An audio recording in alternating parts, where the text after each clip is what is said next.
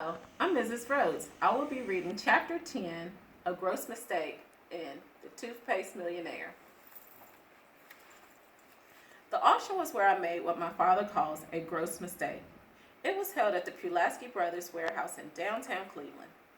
In the room where the auction was held, there were hundreds of cartons stacked around the walls, and a lot of things you don't usually see for sale, like dentist chairs and fire hydrants. I guess that's because they aren't retail items. I didn't see any coffins or Ferris wheels. The day I was at Pulaski Brothers, they were selling odd lots of hardware and miscellaneous pharmaceutical supplies. The people at the auction were mostly middle-aged men, very few women, and no kids except me. A lot of the men seemed to know each other. From listening to their conversations, it sounded as though they came to Pulaski Brothers auction every Saturday. I felt a little out of place until I saw somebody I knew. It was Vince from Vince's Army and Navy, where I got the nylon for my saddlebags. Vince didn't remember me at first, but he was very nice and said, why didn't I sit down beside him? While we were waiting for the auction to begin, he brought me a cream soda.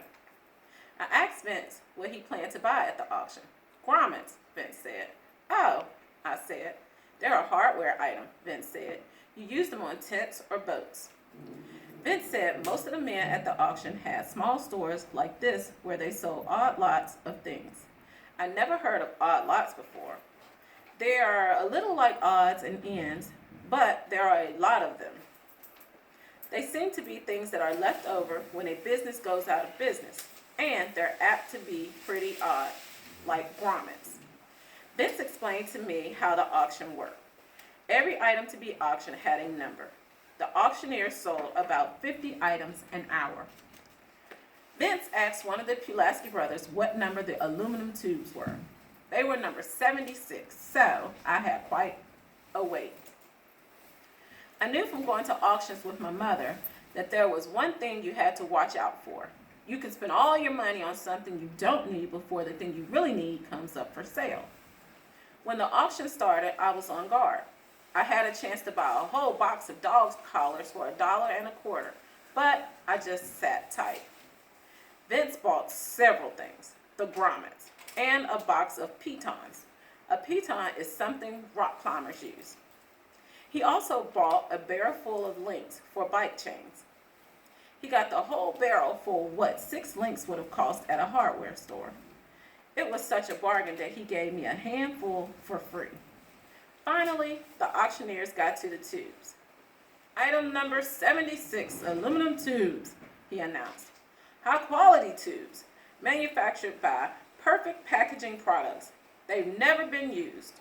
Suitable for cosmetics, shaving creams, shampoos, foods, household cements, lubricants, oil paints, leather softeners, polishes, insecticides, and dentifrices. I wish the auctioneer would stop reading off all the things you could use tubes for.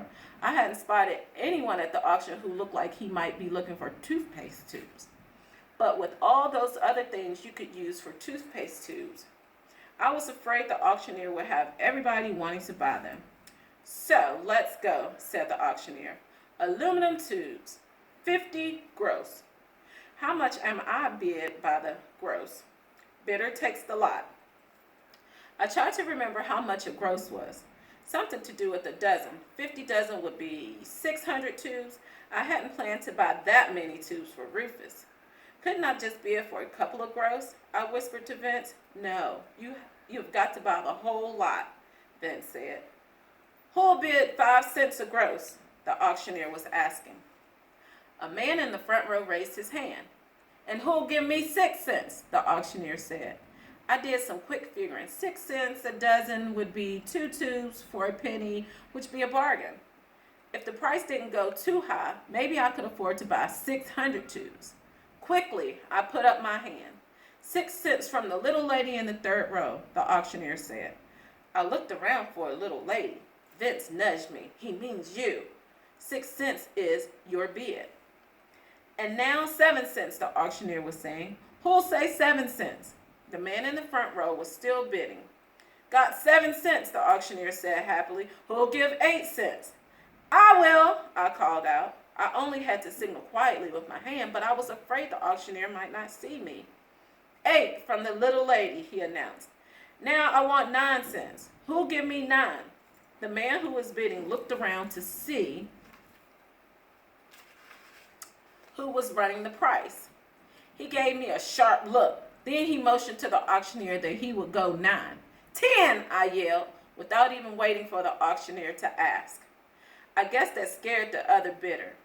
Vince said I sounded so determined, the guy figured I was ready to run the price up to 79 cents if necessary. Anyway, he shrugged to the auctioneer that he was finished bidding. All through? The auctioneer asked everybody, although there had been only the 2 of us bidding on the tubes. Everybody, all through? Well then, 50 gross aluminum tubes sold to the little lady for 10 cents a gross. That's going to run you $5, Vince said. You got enough money with you? I did. Though I hadn't planned to spend that much money on Rufus's present, I will have to economize on James's birthday next month. Maybe I'd give him a couple of jars of toothpaste. Anyway, you got a good buy, Vince said. I thought so too. 600 tubes wasn't really so many, considering that Rufus got more than 600 orders from that one appearance on the Joe Smiley Show. It wasn't until I took my bike around to the back of the warehouse to pick up the tubes that I discovered my mistake. One of the Pulaski brothers wheeled out 5 big cartons on a hand truck. Here you go, he said. Are those all mine? I asked. I hadn't expected the boxes to be so big. 50 gross is a lot of tubes, Mr. Pulaski said. What will you do with 7,200 tubes anyway? 7,200, I said. You mean you didn't know how many tubes to a gross, Mr. Pulaski said. Well, sort of, I said. But as my father keeps telling me, sort of knowing isn't exactly the same as exactly knowing.